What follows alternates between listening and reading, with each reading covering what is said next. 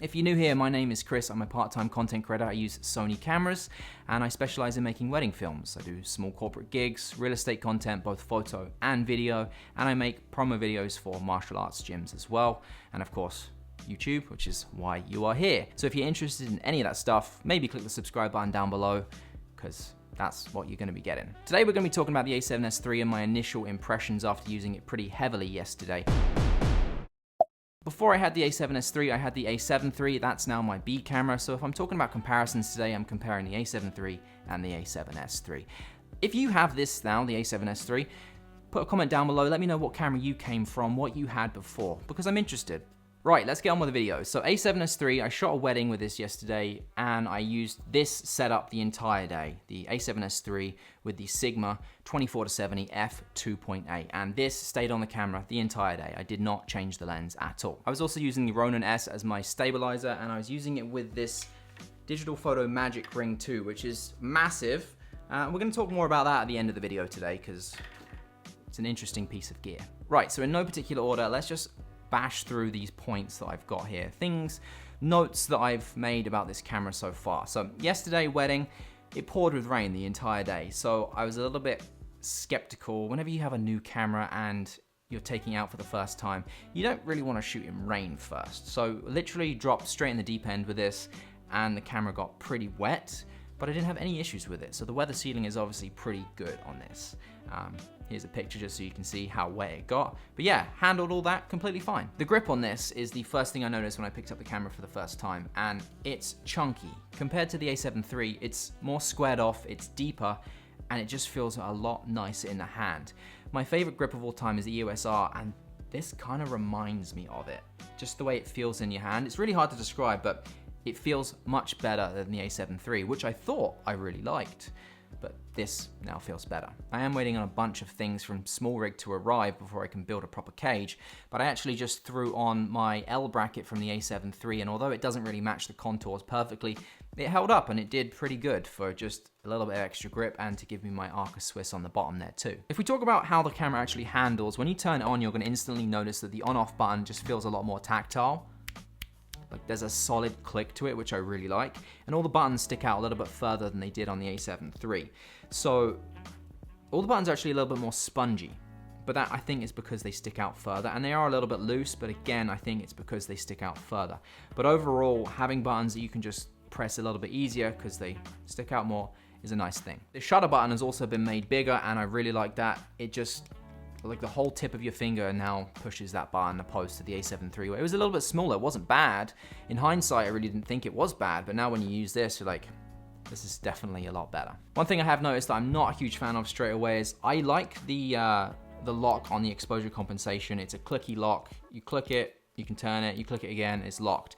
With the mode dial there, you have to physically hold it to be able to turn it, which means it's instantly a two-finger job. There's no being able to just quickly turn this with one finger there. I would have preferred just being able to leave it locked or unlocked, turn it with one finger, then lock it when I need to, but it's a little thing, I'm sure I'll get used to it. The camera feels a lot more responsive and quicker than the A7 III did. When you turn it on, that's instantly obvious. There's a lot less time, like the delay from when the camera is, that dial's been turned to when it's actually on and usable. And that's a really nice thing. Also, flicking through the menus feels a lot quicker.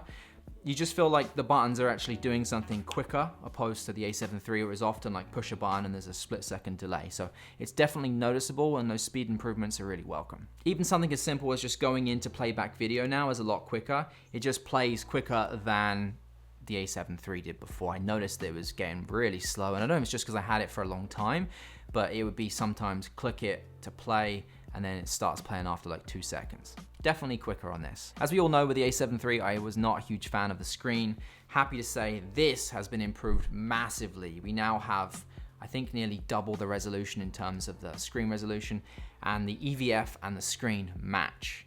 So if this looks overexposed, this is overexposed too. It's not, this is the only way to be able to get your proper exposure or view your proper exposure. It now translates properly to both. So happy that they went with a much higher quality screen on this. Obviously now we have a very welcome feature, which is the fully articulating screen. Now I was a little bit worried about how it would function. I thought it would be quite loose by watching a lot of other people's videos, but once I've got it in my hands here, I realized it's actually very similar to how the EOS R handles. It's firm, and if you can hear that right there, once it goes into an upright, straight position, it actually clicks to let you know it's in the right position there. So the flip screen is really nice. Very happy to finally have that on a proper Sony full frame camera. One thing I have noticed that is a little bit of an annoyance so far, and I'm sure it can be fixed with the firmware update. If the screen is in its clicked position, then when you go to use the EVF, it turns off as you'd expect it to do so. But if it's at a slight angle, it does not turn off. Now I know that on the A7 III it did this as well, but with a fully articulating screen, it would be nice to have the option to be able to use at an angle and quickly go into the EVF instead of having to make that straight again and then be able to do that. I think it's something they can fix in a firmware update. I'm not the only person that's noticed this, so I'm sure it will be addressed. I've also noticed this weird issue where, there you go, let's put this in focus for you. Come on. There's some very weird colors when you go from EVF to screen there, if you can see it. The screen just goes really funky with colors for a very split second, and I thought that was an issue with mine, but I've chatted to a few other people and they have the same problem as well. It's not really a problem, it's just something it does. I'm sure that can be addressed in a firmware update. I was just a little bit worried that it was just mine. So if yours does that too, be assured it's probably nothing wrong with it. The EVF on this is ridiculously sharp. What is it, 9 million dots or something like that? And it's literally like looking out through a window. It's almost too sharp sometimes. It makes me want this even sharper, but both are fantastic. Both are really, really nice to use. One thing I have noticed is the battery life does not appear to be as good as the A7 III. Now we are using the Z batteries, and for example, if you shoot something very frequently, like I shoot a lot of weddings, you start to go into the same format of filming the same things for the same amount of time, and typically you change batteries at the same point throughout a day. So I realized that the battery life wasn't as good on this because I had to change my first battery a lot quicker than I normally would. So if I had to put it into numbers, I'd say it's probably 60 to 70% what I'd get out of the A7 III. So a 30% less battery life. Now, I don't know if that's because I was shooting everything in 10-bit, 1080p, 10-bit 422 for most part of the day, SI. So maybe that's why. I'm not too sure. It's not a big deal. I still got a great battery life out of this. It's just not as good as the A7 III. This video is all over the place in terms of what the things I'm talking about are. So next we're going to talk about the record button here. It's right next to the shutter. I shoot a lot of video sometimes just attached to my face there. Having an extra point of contact just makes it really smooth. I like to actually be kind of in the moment filming sometimes. So having that record button right there is perfect placement. It's a little bit bigger. I think it's bigger. Yeah, it is. It's a little bit bigger than the custom buttons, and it's really nice. It's weird to have a segment in this video just talking about the record button, but as someone that shoots a lot of video, I like having that placement right there, and I like that it's a little bit bigger too. I've seen a lot of people talking about how the video from this just cripples their computer. So I've tried 4K 24 SI, 4K 60, 1080p, all 10-bit 422, and on my computer I didn't have any issues in Final Cut. It still edits like butter. So I'd recommend, if you're having issues, just shoot in SI or go and drop 10 grand on a new computer. Here's a weird little refinement that just shows you how much detail they put into this camera. So I've made videos before on how annoying these little things are. So this is where your, come on, focus there. Face focus is too good. No, it's not gonna happen. This is where you'd attach your strap. And typically with a Sony camera, these will rattle around like nobody's business. With this, now you notice they've just been made ever so slightly bigger, so they still move, but now they don't rattle.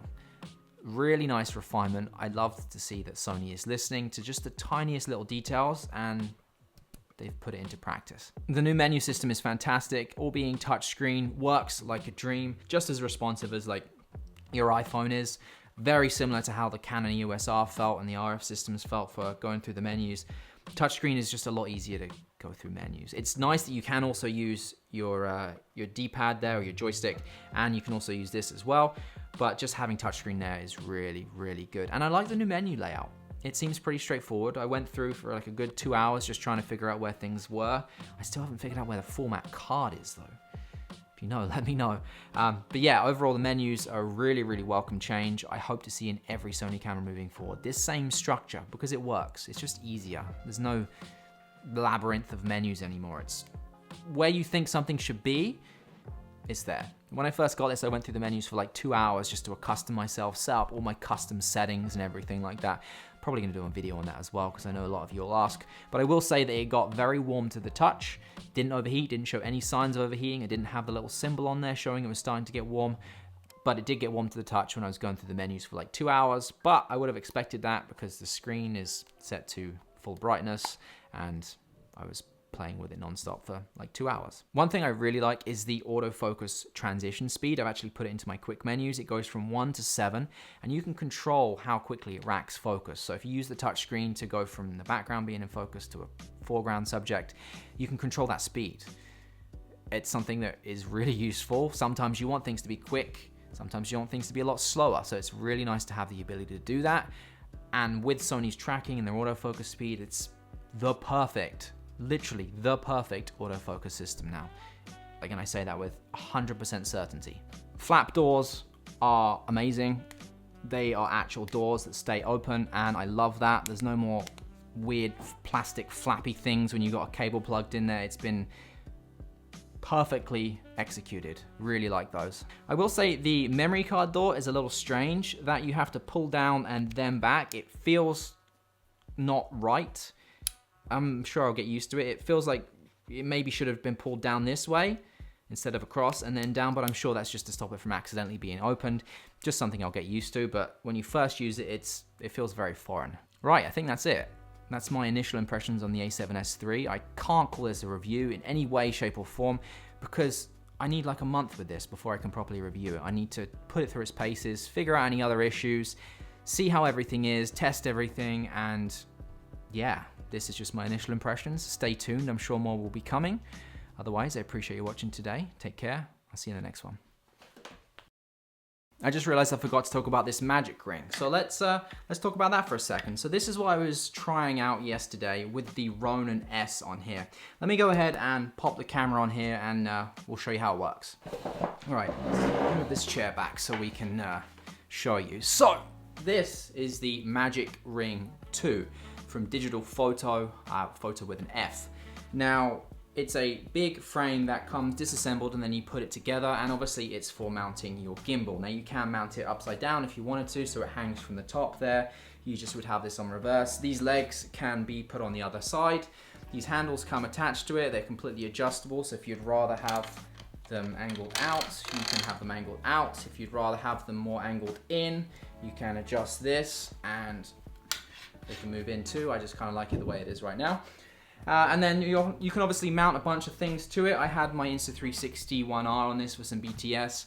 You could easily mount a monitor to the top there. There is a handle there. There's 1/4" threads everywhere and 1/2" threads everywhere.